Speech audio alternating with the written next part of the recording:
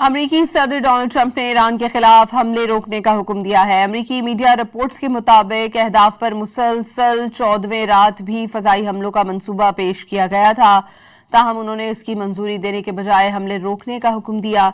Media reports के मुताबिक अमरीकी फौजी क़यादत समझती है कि ईरान में अहदाफ के खिलाफ फजाई हमलों की अफादियत अपनी आखिरी हद तक पहुंच चुकी है। मजीद हमलों से कोई नया अस्करी फायदा हासिल नहीं होगा।